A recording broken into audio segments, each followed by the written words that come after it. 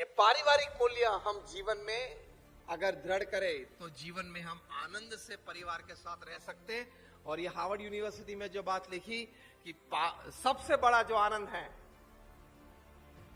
वो हम जीवन में प्राप्त कर सकते हैं। तो नम्रता और विवेक व्यक्तियों के साथ, संजोग और परिस्थिति के साथ, ये बहुत बड़ी बात है। ये क्यों हुआ, ये नहीं होना चाहिए था, मैंने किसी का गलत नहीं किया तो मुझसे ये क्यों हुआ, मैंने किसी का कभी बुरा इच्छा भी नहीं, तो लोग मेरा क्यों बुरा इच्छते हैं। इस प्रकार के प्रश्न उठते हैं ना मन में। हाँ या ना? जस्ट रेज योर हैंड्स, हाँ या ना?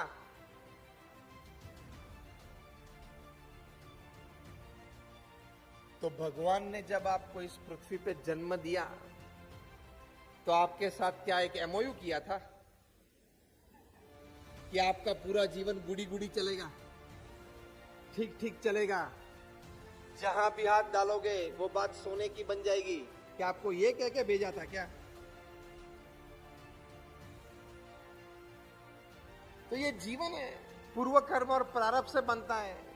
तो सुख भी आएगा, दुख भी आएगा, आनंद भी कोई प्रसंग में बनेगा, कोई प्रसंग में दर्द भी होगा, कोई नजदीक वाले दूर चले जाएंगे, कभी दूर वाले नजदीक आ जाएंगे, कभी अपने वो पराये हो जाएंगे, कभी जो पराये मानते वो अपने हो जाएंगे। ये परिवर्तनशील जगत है। There is nothing constant upon this world except change. दुनिया में एक ही बात स्थायी है और वो क्या है? परिवर्तन। बाकी सब परिवर्तनशील है।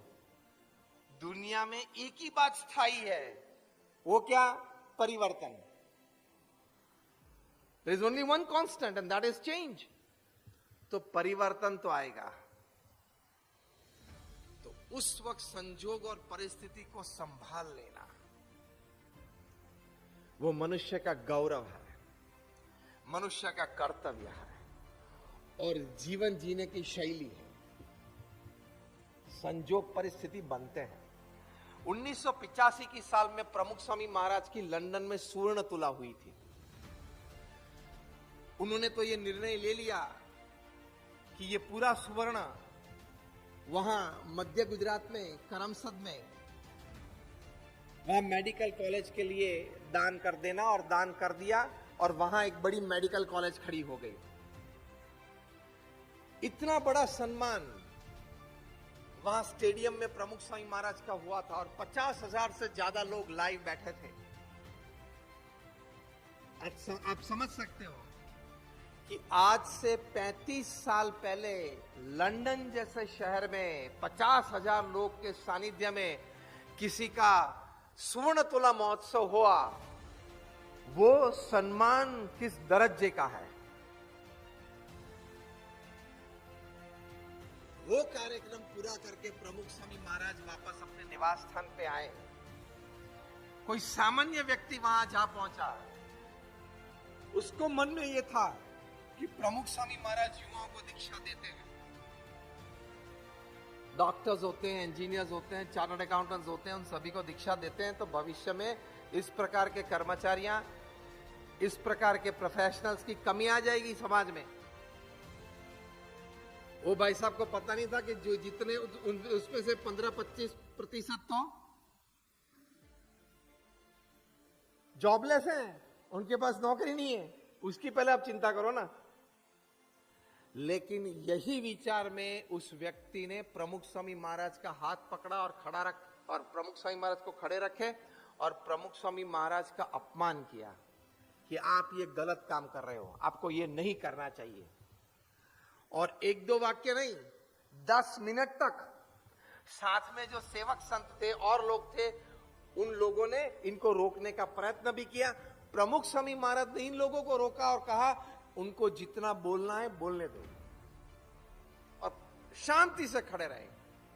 समझ लो, थोड़े घंटे पहले 50,000 लोगों के बीच उनका भव्य सम्मान समारोह हुआ है और चंद घंटों में कोई आम व्यक्ति उनका मुंह पे अपमान कर रहा है। इन दोनों परिस्थिति में प्रमुख स्वामी महाराज को स्थिर आसपास के लोगों ने देखे और 10 मिनट के बाद वो व्यक्ति का बोलना पूरा हुआ।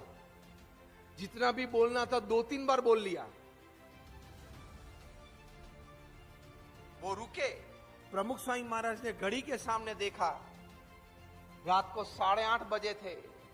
प्रमुख स्वामी महाराज ने बहुत प्रेम से, नम्रता से अपने एक सेवक को कहा कि भोजन का समय हो गया है, इनको भोजन करवा के भेजना। कितनी स्थिरता, कितनी स्थिरता, व्हाट अ स्टेबिलिटी। और हमको तो कोई कान में आके इतना कहे, तुझे पता है पूरी भाषा में सबसे खतरनाक शब्द इतने हैं। पूरी भाषा में सबसे खतरनाक 3 शब्द क्या है? तुझे पता है। और कैटेगरी नंबर 2 में खतरनाक शब्द क्या आते हैं? जब आप ये शब्द प्रयोग करते हो, तुझे पता है, तो वो बोलेगा नहीं पता है। तो अब दूसरा वाक्य आप क्या बोलते हैं? आप सभी को पता है। अब सभी को पता है, दूसरा वाक्य आप क्या उसको कहते हो? कि मैं तुझे ये बात बताऊं, लेकिन